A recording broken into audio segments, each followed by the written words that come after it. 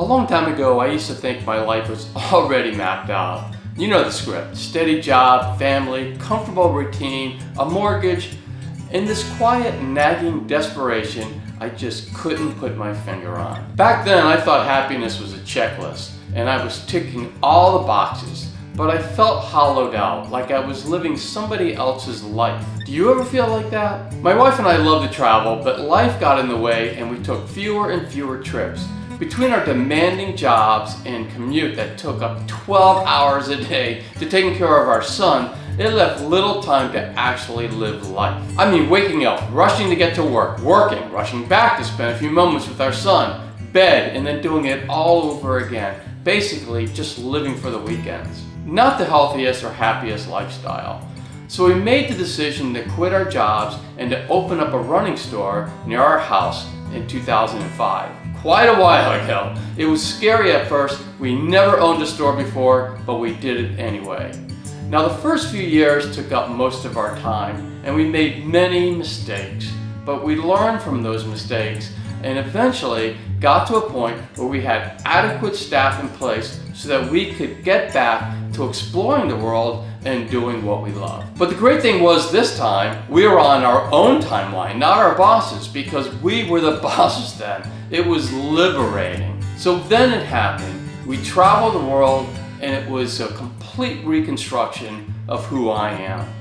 This isn't a travel guide with a top 10 list, and it's not about snapping pretty pictures for social media. If you want a guide, you can go to my many travel vlogs to get inspiration on where to go and what to do once you get there. But this video will concentrate on the raw, unfiltered lessons and resilience and self-discovery you can only learn when you leave everything you know behind. These are the lessons that saved me. For years, I was living in a state of comfortable numbness. On paper, life was good. I had a family, friends, a career path, the kind of stability you're supposed to want.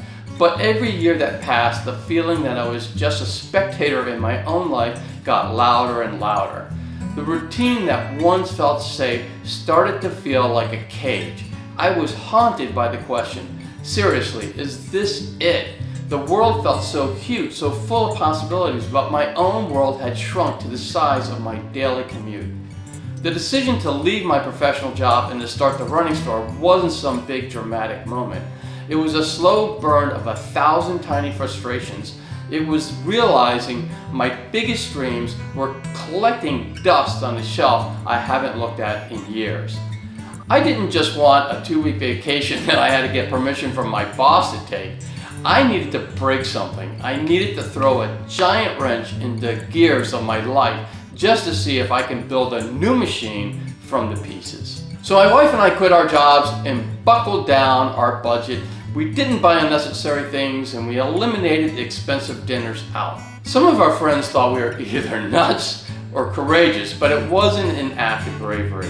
At the time, it felt more like an act of survival. I just had to know what would happen if I relied on ourselves to create the lives we wanted and not be tied into what our bosses believed our net worth was. We started to see the world, and when we sold our store after 13 very successful years, it really opened the door to traveling more and more. We've been to about 50 countries now, over 6 continents. I still have to get to Antarctica someday, and I wanted to share with you my life-changing lessons. So here we go. Lesson 1, you are not as fragile as you think. On one of our many trips, my wife, son, and I were driving from the airport in Istanbul, Turkey. We stopped somewhere for lunch. We don't know Turkish, and our server didn't speak English. And this is before phones had translators, so we got by pointing to pictures of the food. We ended up with a delicious lunch and shared a laugh with the server as we tried to teach each other some words from our country's language. When our friends found out we were driving around Turkey, and now we have driven in many countries by ourselves, they thought we were crazy. Maybe they were right. But the big takeaway here was our experience in our travels over the years gave us the confidence to keep doing it.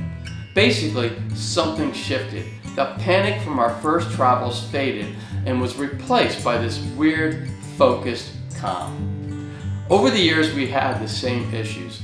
We were just in Japan, Australia, New Zealand, and South Korea this year. There were definite language barriers in Japan and South Korea, but we just had to calmly solve those barriers. Using a ridiculous mix of clumsy hand gestures and a translation app, I'm so glad those are available now, we managed to get around and had a blast doing so. These experiences taught me that travel will absolutely throw chaos at you, but it also showed me that there was a problem solver inside me I never knew existed, and that I could handle whatever life decided to throw my way.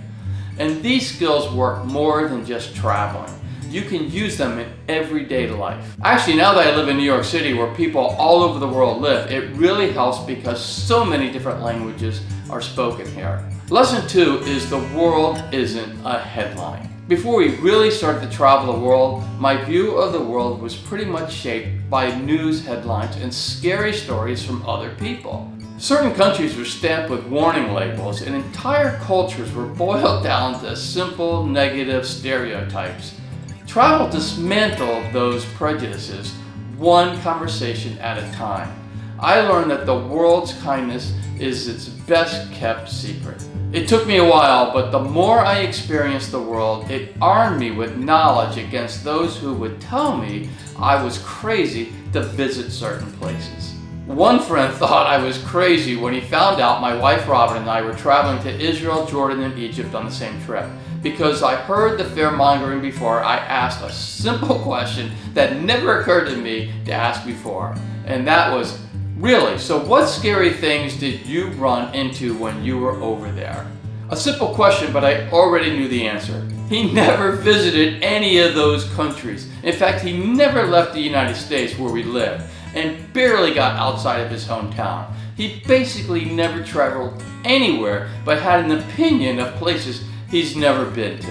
How could he possibly know anything about a country he's never been to? This same person thought I was crazy to move to New York City. So dangerous, he said. Little does he know that New York City has one of the lowest crime rates in the entire United States.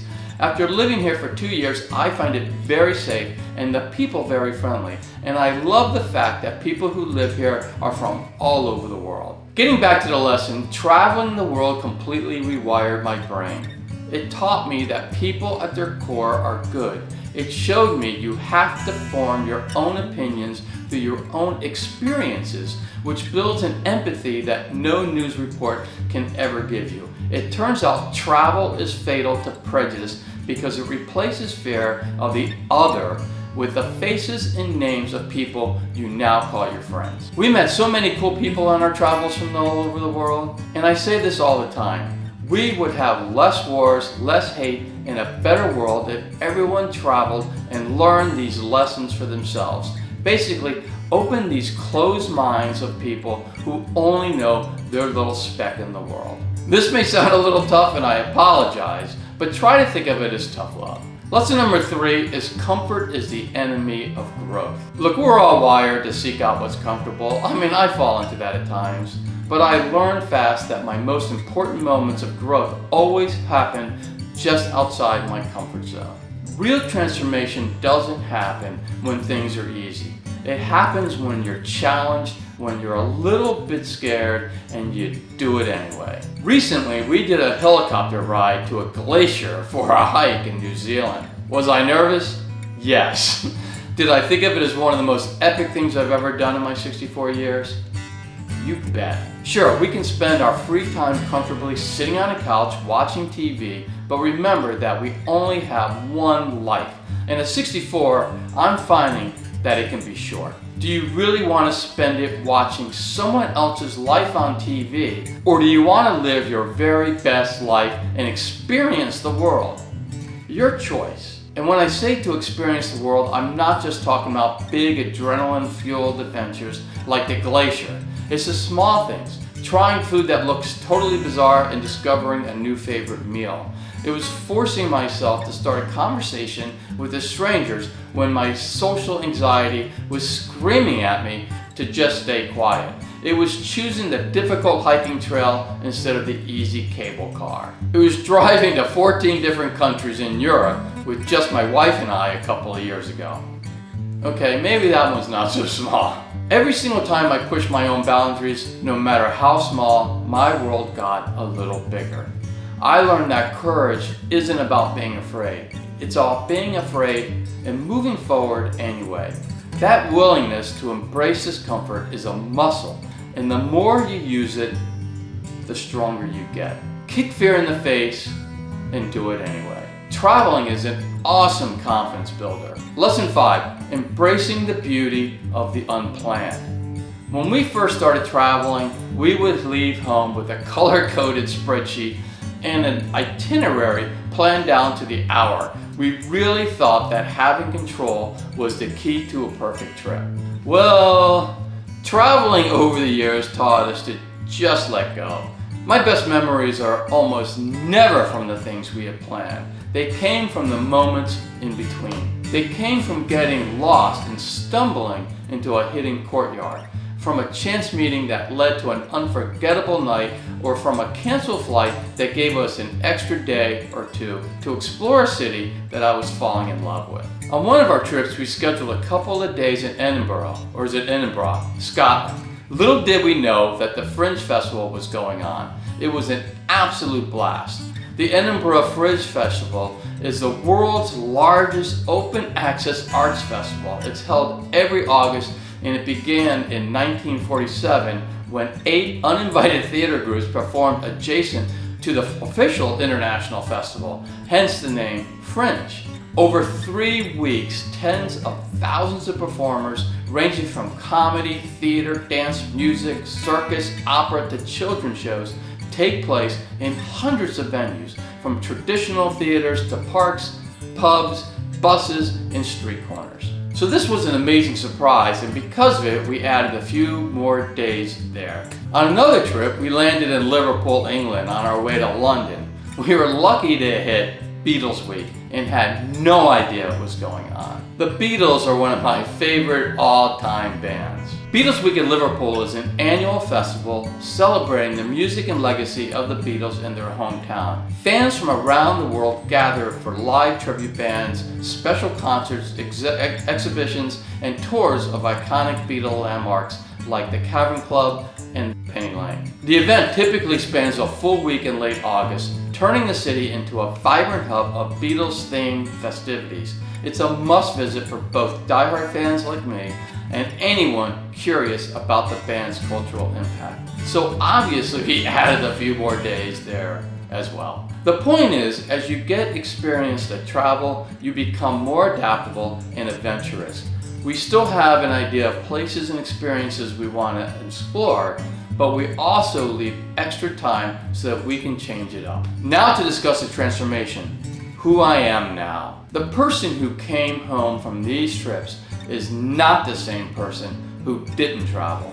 The change wasn't some loud, dramatic event. It was a quiet shift inside me, and I continue to change for the better with each trip. That sense of desperation that I felt in my own life, it's gone. It's been replaced by a calm confidence. It's not the confidence that I have all the answers, because I don't, but the confidence that I can figure them out. It's knowing that I can sit with uncertainty and not fall apart, and that I can solve my own problems and I can continue to live my best life possible. I learned that resilience isn't about being unbreakable.